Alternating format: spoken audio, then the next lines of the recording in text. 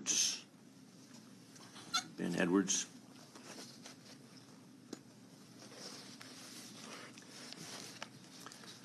Dr. Edwards, welcome. Get situated there, then introduce yourself and give us your testimony.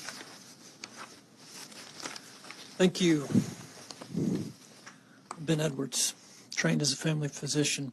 Did my undergrad at Baylor, UT Houston Medical School, and then Waco for family practice residency training where I was chief resident. I spent the first 7 years in private practice at Garza County Health Clinic in Post, Texas as the only physician in the county. The last 7 years, 8 years, I've had my own practice, Veritas Medical, in Lubbock, Abilene, and San Angelo. We have offices. Thank you for the opportunity to testify today. I'd like to begin with a reminder to everyone about the definition of evidence-based medicine that Sackett, Strauss et al. Laid out back in 2000. They stated that the elements of evidence-based practice are the integration of best research evidence with clinical expertise and patient values. Patient values trump clinical expertise, and clinical expertise trumps the scientific evidence. I'm also concerned that the forced and coerced COVID-19 vaccinations would, in my opinion, be a violation of the Nuremberg Code, the UN International Covenant on Civil and Political Rights, Article 7, the UN Universal Declaration of Human Rights, Article 3, and UNESCO's Article 6 of the Universal Declaration of Bioethics and Human Rights. In addition, I have some concerns similar to what Senator Hall already mentioned. According to the CDC's Vaccine Adverse Event Reporting System, which I have some updated numbers from last night when I downloaded these, 4,178 deaths are now being reported on VAERS.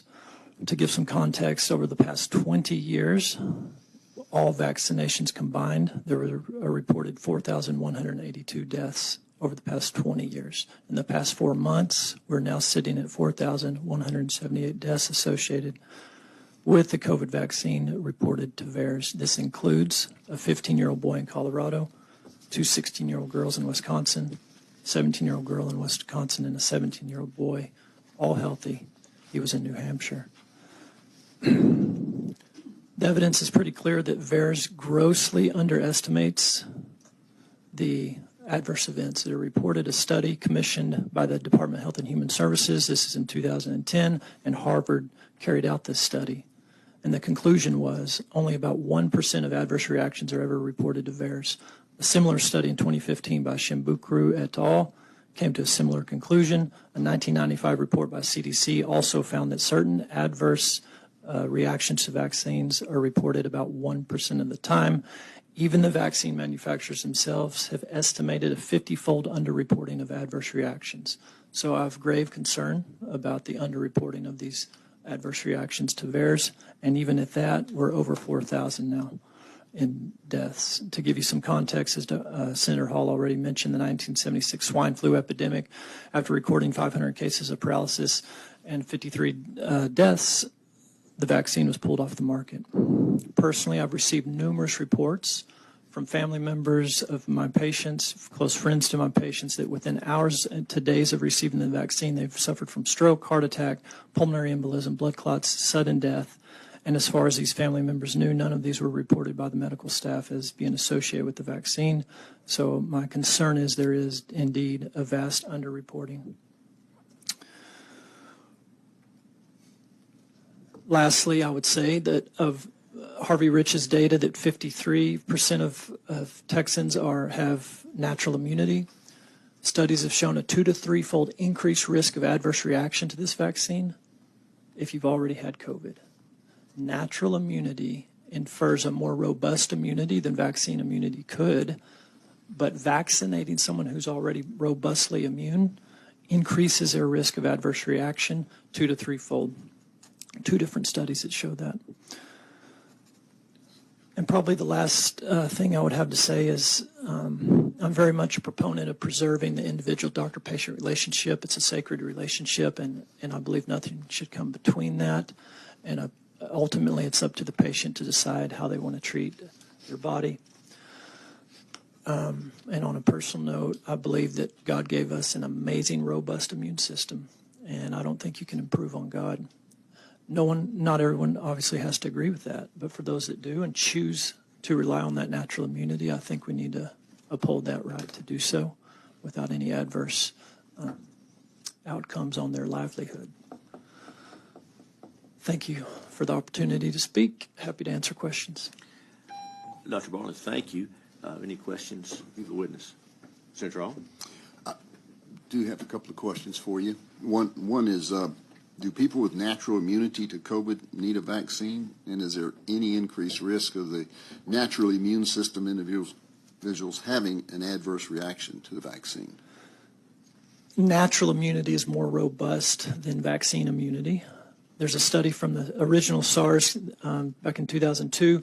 The people that survived that first SARS, they've looked at them 17 years later, and they showed robust immunity still to SARS-CoV-1 17 years later.